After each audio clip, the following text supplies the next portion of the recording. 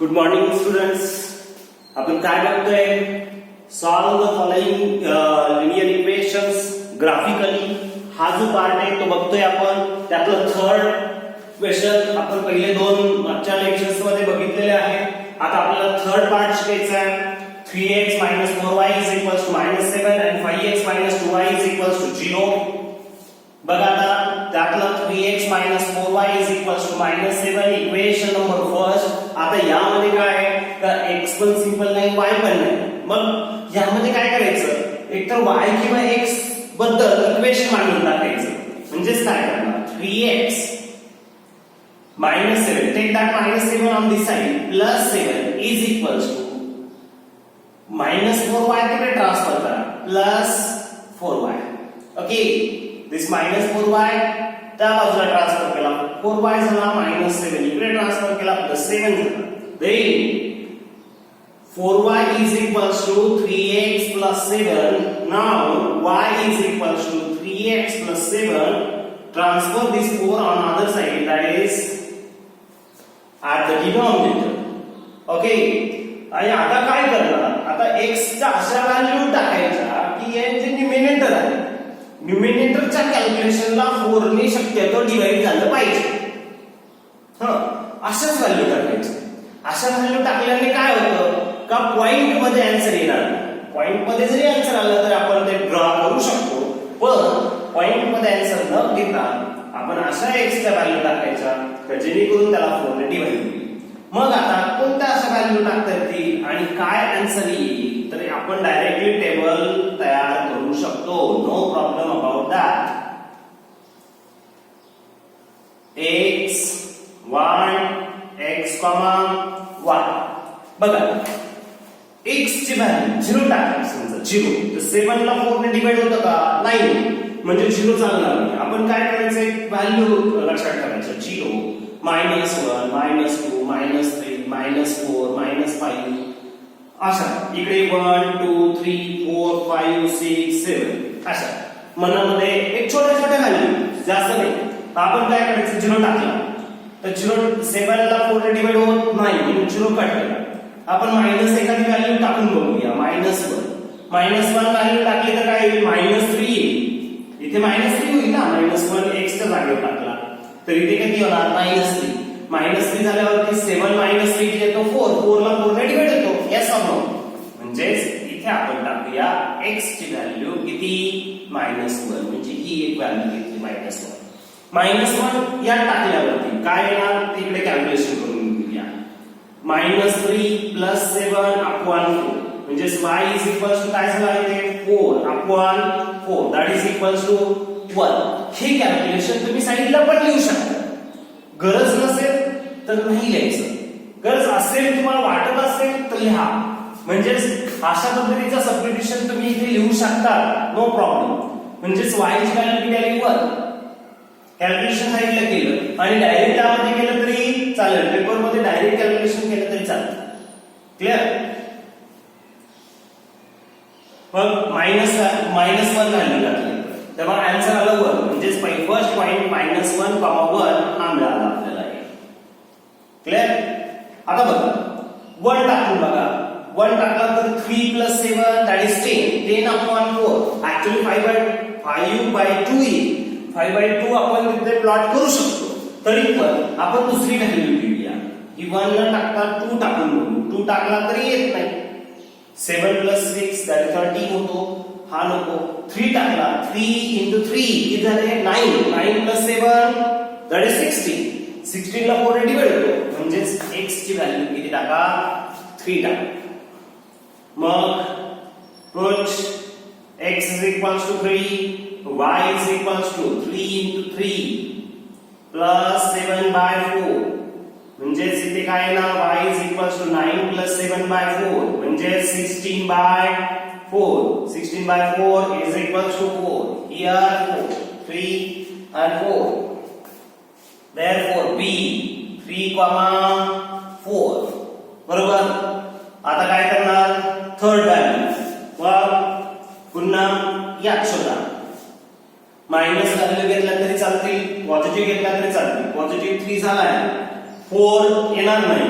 4 into 3 12 12 plus 7 odd होतो तेव्हा divide होणार नाही 5 टाकून बघितला तर 5 into 3 किती येतो 15 15 plus 7 that is 22 22 ला 4 ने डिवाइड होत नाही म्हणजे 5 येणार नाही ऑफ कोर्स ही पण 6 व्हॅल्यू येत नाही 7 टाकून बघा 7 टाकलं 7 into 3 21 21 plus 7 that is 28 28 ला 4 ने डिवाइड होतो म्हणून आपण काय करणार इथे 7 टाकू put x is equals to 7 okay x is equals to 7 then y is equals to 3 into 7 plus 7 upon 4 that is y is equals to 21 plus 7 upon 4 that is 28 upon 4 that is equals to 7 x ची value 7 टाकली y ची value पण 7 मिळाली 7 7 okay and therefore c 7,7 clear in this way you can find the values of three values of y putting the three values of x बरोबर आणि x आणि y च्या three values मिळाल्या की 3 पॉइंट्स मिळतात आपल्याला टेबल तयार करून घ्यायचा क्लियर हा आपला टेबल तयार झाला आता काय करूया पुन्हा सेकंड इक्वेशन आहे काय सेकंड इक्वेशन बघा बरं 3 नंबरचं एक क्वेश्चन आपण सॉल्व करतोय त्यातलं second equation 5x 2y is equals to 0 आता चला इकडे व्हॅल्यू नाहीये म्हणून 2y डायरेक्ट इकडे ट्रान्सफर होईल 5x is equals to 2y बरोबर y ची व्हॅल्यू काढायची असेल तर काय करणार y is equals to 5x upon 2 असं येईल का नाही मग आता x च्या अशा व्हॅल्यू टाकायच्या की यांच्या कॅल्क्युलेशनला 2 ने डिवाइड होईल मग ते सोपं आहे but x is equals to 0 टाकलं तर 5 into 0 0 0 upon 2 is 0 again means y 0 then y is equals to 0 y is equals to 0 but x is equals to 2 2 टाकलं 2 5 into 2 किती झाले 10 10 upon 2 y 10 upon 2 that is y is equals to 5 पुन्हा x ची value put x is equals to तुम्ही 4 टाकू शकता -2 टाकू शकता -2 टाकूया -2 टाकला तर y is equals to किती झाले -10 upon 2 that is y is equals to -5 पुन्हा चार्ट तयार झाला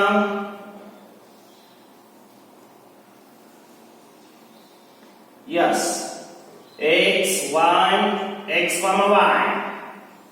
clear 0 0 एक पॉइंट मिळाला आपल्याला p 0, 0 then 2 5 q 2, 5 then -2 -5 -2 -5 in this way you can find the different three values, three solutions for the first equation and for the second equation. difficulty level जरी हाय झाली तर कशा पद्धतीने सॉल्व करायचं तुम्हाला या पार्ट मध्ये समजलं असेल क्लियर या पद्धतीनेच काय करणार तुम्ही डिफरंट सोल्युशन्स असे टेबल तयार करणार डिफिकल्टी आली तर मला तुम्ही व्हॉट्सअपला तो मेसेज करा मी त्याचा टेबल किंवा त्याच्या व्हॅल्यूज तुम्हाला टाकून देईन ओके तर ही टेबल मी पुन्हा एका साइडला लिहून घेतो आणि ग्राफ ड्रॉ करून दाखवतो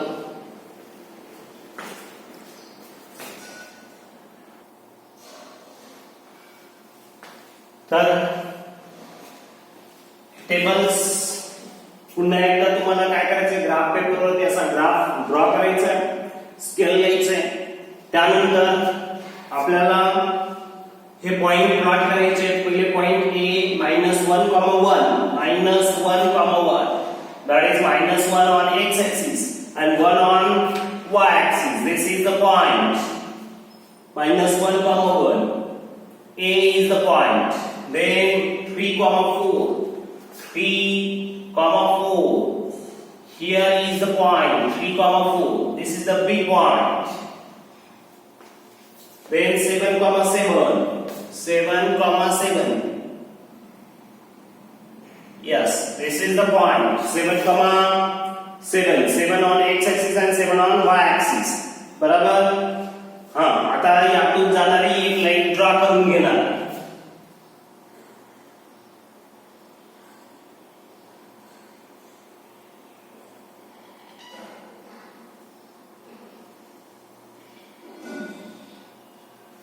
Okay. This is the line passing through these 3 points. या लाईनचे इक्वेशन काय आहे? 3x minus 4y is equals to minus 7. Okay.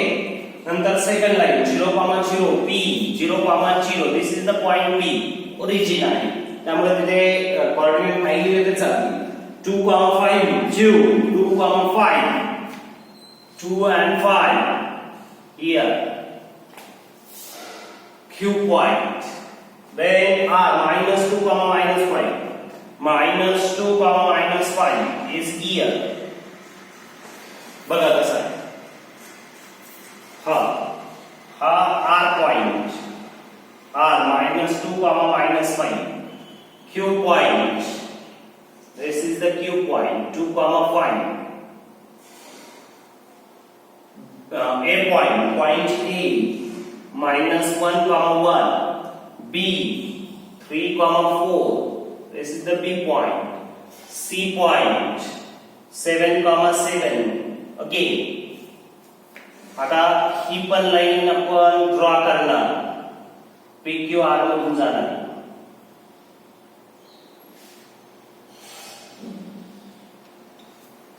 Straight line draw केली.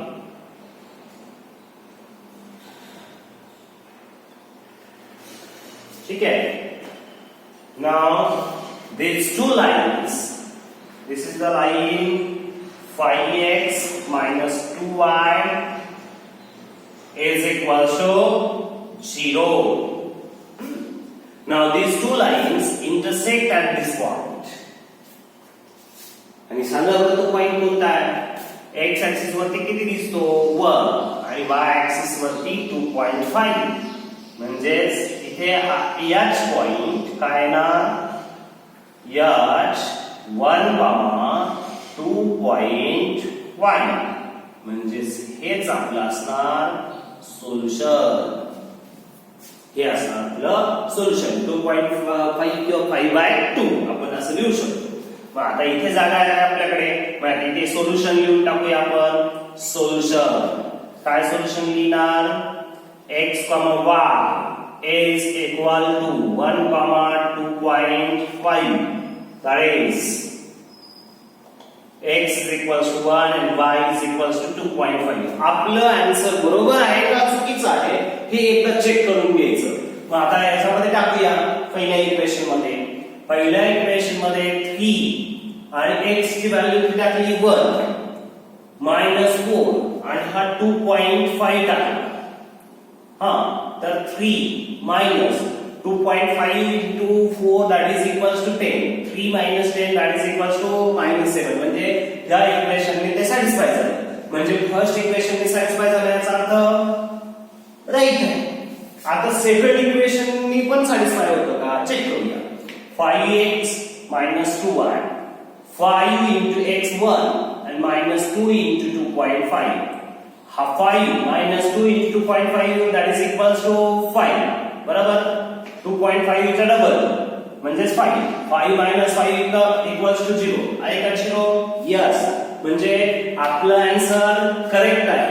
त्यामुळे काही चिंता नाही. आपल्याला लगेच लक्षात येतं की आपला आन्सर बरोबर आहे का चुकीचा आहे. आणि ऑलरेडी जर या तिघ पॉइंट एका लाईन मध्ये असले, हे तिघ पॉइंट एका लाईन मध्ये असले तर ऑलरेडीच आपण अगोदर चुकलेलो नसतो. म्हणजे सोल्युशन चुकलेलं नसतंच. क्लिअर. म्हणजे फ्रॉम ग्राफ सोल्युशन काय असेल? सोल्युशन h x, y काय आला तो 1, 2.5. that is x is equals to 1 and y is equals to 2.5. अशा पद्धतीने तुम्ही सोल्युशन लिहून टाकू शकता.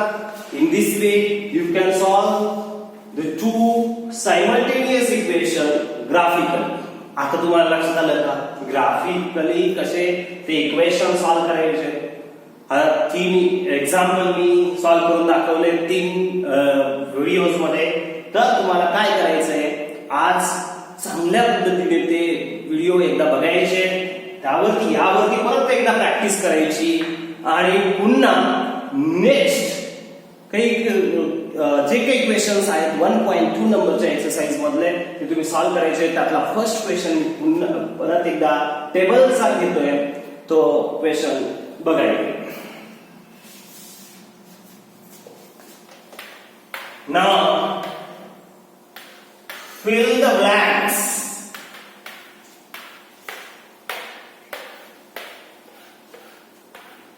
For